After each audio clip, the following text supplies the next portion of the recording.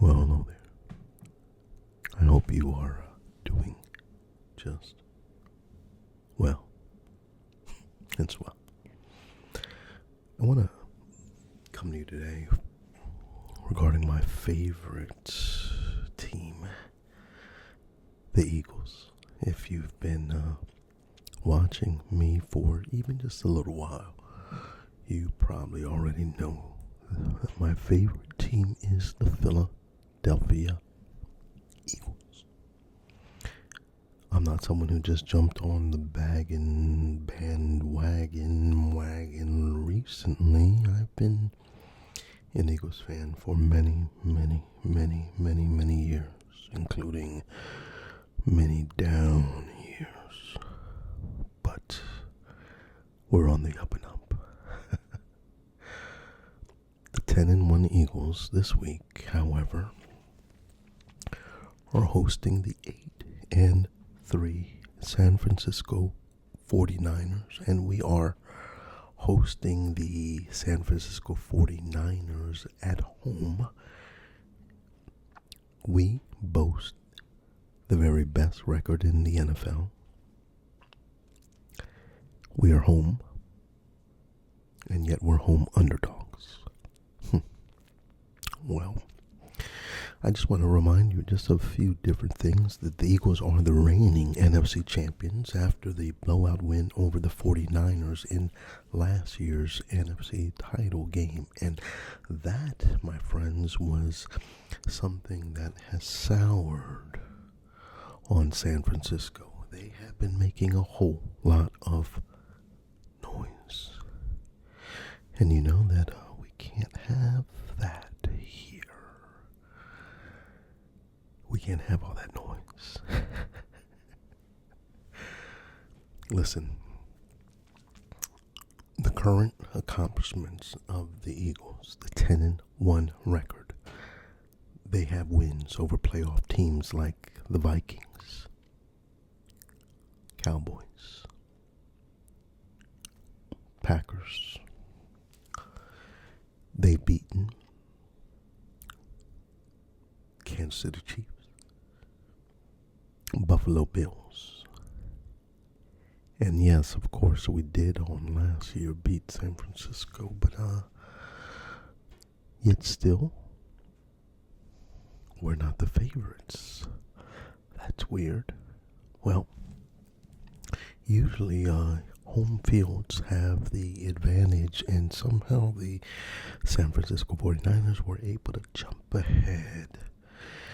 Now, I want to just take you back a little bit, because on last year when we knocked out Brock Purdy out of the game as we went in, and I just want to say that because there was a lot of complaining about San Francisco, about the refs, a lot of complaining about this, a lot of complaining about that, and they were crying, because their quarterback got knocked out, and then they continued. Listen, let's just,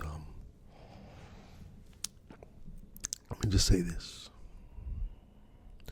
If you would have beaten us, whatever excuse we would have used would have been sufficient. No. Listen to all the media that's out there right now, because this media out there are saying things like we are just a lucky team. We're just lucky. See, I haven't even really dug my teeth down into it. We're going to get into that in just a little bit, but really looking at the dynamics of this wonderful team that is led by the marvelous, the spectacular, the gifted, the calm, and collect quarterback of the Philadelphia Eagles. Yeah, you know who he is, Jalen Hurts. And Hurts has done put a hurting on not just the league, this NFC, but the league. The league is on notice right now that Jalen Hurts is here, and he's here to stay.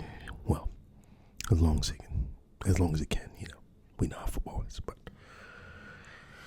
I want to look at the mentality of this team, because because I think this is a special team, and I think we're still waiting to see the greatness of this team. This team is developing before our eyes, and that's what I'm looking at. I'm looking at a team that has enormous potential. Now, you've got playmakers on all sides of the field. I mean, you've got offense and defensive playmakers and people, I mean, dogs. I mean, people who are used to winning. I mean, people that know how to play and know how to win and have been in winning environments and all of that. And that's some stuff that you can't teach people. You know what I mean? I mean, there's some stuff that you just can't teach people because when they're involved in that type of environment, it becomes a part of their essence, a part of their makeup, a part of who they are. That's what we got on our team. Dogs. Those that are hungry. Those that are going after it. Those that see the big picture. Those who keep, like Jalen Hurst always says, those that keep the main thing, the main thing, the main thing. Keep the main thing, the main thing. That's what we got. Now, what has been happening this year? I must admit that this is unconventional winning. Unconventional winning. Yet winning. It is. Yet winning. It is. See, at the end of the day, when the scoreboard is going to tell the truth, the scoreboard is going to tell the story. People are not going to care about all the little things and that. They're not. You don't get an award because because you had a great play but didn't win. No. The key thing and the main thing is the main thing, and the main thing is to win, because at the end, no matter how ugly it is, no matter how graceful and beautiful a defeat is, it's still a defeat. No matter how ugly a win is, it's a win. And I want you to see something that's happening to this team. This Eagles team is building character. Character is built in the trenches. Character isn't built when everything's beautiful and the blowout and all that.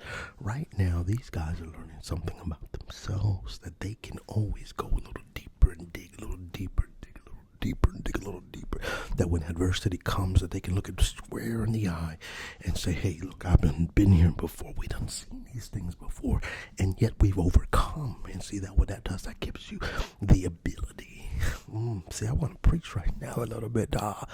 It gives you the ability to continue going on. See, since I said preaching, it just that brought me to a Bible story, and everybody knows this story of David and Goliath.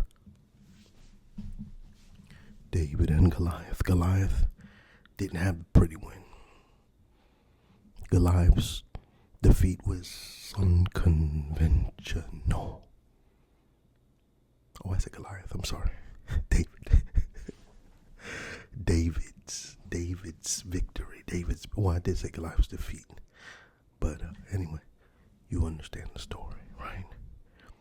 David won. He won. And it didn't look like everyone else's wins. Matter of fact, do you remember was the king that wanted to give David, King Saul, that is. I was testing you, I knew that. King Saul. He wanted to give David his armor.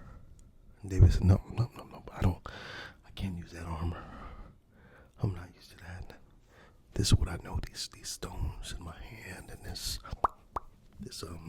slingshot, right? That's what I got, and that's what I know, and that's what I'm going to use, and that's what I'm going to use to defeat. See, my defeat didn't look like everybody else's defeats. My warfare didn't look like everybody else's warfare. But when it was all said and done, I don't know if you've seen that image, that painting of David after he faced and beat Goliath. But I can remember that image. I don't know who was the painter. Was it Leonardo da Vinci? One of them greats that drew that picture of David. And he has Goliath's head in his hand after he took his head off. He defeated him with the little stones, but now he's victorious, holding the head, being the victor. And I know that might be a little bit gruesome for some, but here's the story. The key to it all is that, the key to it all is winning. And that's what this team is doing. They're winning. They're winners that know how to win, that have seen adversity, that even when things look like it's over, they've got that spirit of Philadelphia. They've got that fighting spirit of Rocky within them that goes, look, you done knocked me down, but I'm not out yet. And if I can muster up just a little more strength, if I can muster up that little more strength, it might be the very thing that pushes us over the edge. And that's what this Eagles team is. They have that Rocky spirit. They have that within them. They have that thing. You can't quantify it. You can't qualify it. You can't describe it completely. You can't even. That's why the media doesn't even know what to do with all this stuff. They don't understand it. They can't make sense of it. They look at the numbers, and the numbers say one thing, and they said, well, you should be losing because you lost the turnover battle, or you should be losing because of this stat or that stat, or you didn't get. But at the end of the day, there's a will.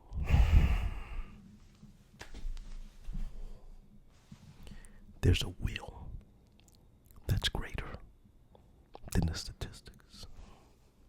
There's a will within man that is greater than the obstacle that is placed right in front of them. And that, my friends, is what this Philadelphia Eagles team has. They have that will.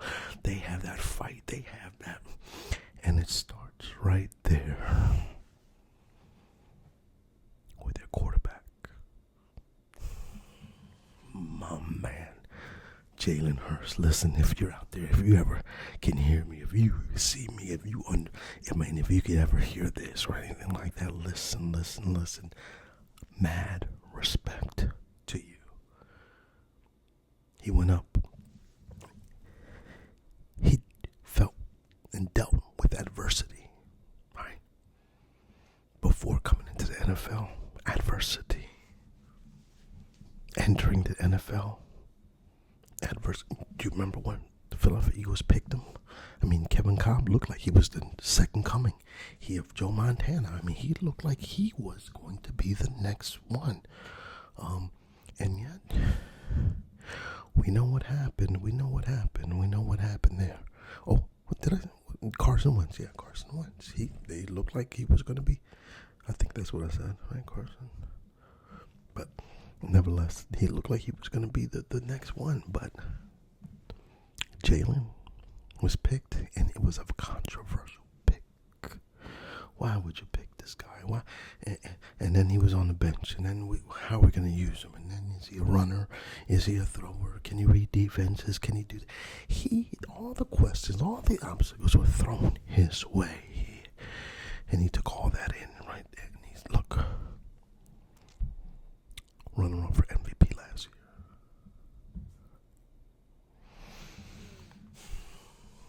Super Bowl. I think he outplayed. I think he is the MVP of the Super Bowl, but they didn't win. I think the Eagles were a better team, looked like a better team, and still lost. We didn't cry. We didn't complain. Did it hurt? Yeah, it hurt. Did we say that KC was just lucky? No. They were the better team that day, and that's it. They won. They're the champions. And now this year, we've got that hunger, and we're saying, we want it. We want it. And we're going to get it. And we're going to fight for it. And we're not expecting to just be given the parting seas and all that, the road to the Super Bowl. We don't think it's going to be easy, but I know one thing. I see that there are some people on this team who have a desire, who have a love, who have a passion, who have that fire, who have that dog within them that says, look, we are going to fight, and we're going to persevere. Now, let's talk about a couple things. First and foremost, we've got some new coordinators. Brian Johnson. As an offensive coordinator, I'm a mixed bag in my thoughts regarding him, and I want to say this, I respect him first and foremost. Okay, I'm not saying he's a bad coach. I'm just saying he's learning, and it's kind of strange to be seeing a team at this level to have a coach that's kind of learning on the job. That's all I'm going to say. I think he is doing a good job. I think he's doing a good job after really assessing the defenses and all that are coming at him. So the first half, getting a little confused, and then the second, I think really that's on both sides, the offense and defense. But I think it's a little more so on the offensive side that we're really starting out really slow on the offense and not seeing certain things on the offense. And then after halftime, we come back in and it looks like a different team. So, and so maybe that's them coordinating and now being able to see. Look. Let me just say this right now. Everybody got the Eagles circled on their calendar right now. We're the team to beat. We are. We were in the Super Bowl last year. We're the defending NFC champions. We have the greatest record in the league right now. Only one loss the whole year. So that means everybody's gunning for you. Everybody's preparing for you. Everyone, whether to them, you are the big name. You're the big dog that needs to get knocked down. So they can be throwing everything at you. And it started right out the gate. New England, Belichick. I mean, he right out the gate. And we won. Ugly win. Then week after week after week after week after week, ugly wins, but wins nevertheless.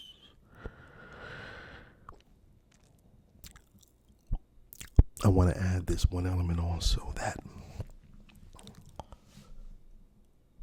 Jalen Hurts has not been running like he had in the past. This last game was the first that you really saw the bursts that were reminiscent of, not exactly the Jalen Hurts of last year, but were reminiscent of the Hurts of last year. Now, I actually think it actually worked out in their favor that he is a little bit hurt, because it forced him to have to depend on the pass more than on the run. And in that sense, it developing him in that area. And he's risen to the occasion. We've seen him being an effective pocket passer and really doing some great job reading the defenses and doing a wonderful job assessing where the ball placement and all that. So he's been doing a wonderful job doing those things, and I think some of that is going to help him in the long run, this year and beyond. So even that injury, what looked like it was something that was bad, it can turn out to be something that helps him out currently and in the future. So, but it was great to see those wheels a little bit, especially that last touchdown run. Oh my goodness, that I was running around my house screaming and yelling. So, I'm can't wait to see more of what's coming next. But let's just see. I got a couple of notes here. See if I'm missing anything out here. Here, I'm not even gonna look at the notes right now. Let's just talk about how I think about this game and what I think is going to happen in this game. Now, I just want to say something. All right. Deebo Samuels, hush your mouth, man. Hush your mouth. You talk too much. You're talking a whole lot of stuff about the Eagles and Eagles fans. And, let me put this out here as an Eagles fan, because the national media will put it out here as if the Eagles fans are a certain way, and they're belligerent, and they hate, and all they do is cuss and fuss and all. I mean, and we get such a bad rap. I mean, I see all the fan bases doing certain things, and they don't get the stigma that it's almost like an eternal stigma, because a few people have done a few things. They paint that brush so wide and broad, and paint it over every single body as if that's what we all about. But no, we're a passionate fan base, that is for sure. We expect our athletes to earn their paycheck, just like most of the Philadelphia fans or blue collar work. They earn your check, all right. Work hard and do. And if you do that, you're good. And if you're not, we're gonna call you out. That's it. But the hate that sometimes put out there on the Eagles fans is just, for me, it's unbearable at times. And now the disrespect that's out there is getting kind of up there also. But it's okay. To me, that just shows you really care. You're really looking, and you're really maybe even a little bit afraid. I can't wait for this game on Sunday. No matter what happens, win, lose, or draw, it's going to be a battle. It's going to be a fight. And I can't wait to see who comes up on top. But just remember, this ain't the Super Bowl yet. This is just the regular season. But all I'm asking is for a little RESPCT. A little respect for a team that's 10-1, number one in the NFL. All right, you guys, tell me what you think about this matchup. Who do you think is going to win? And put your comments below on who you think is going to win the Super Bowl, and then the score. And I'll talk to you guys later. All right, be blessed. Bye bye.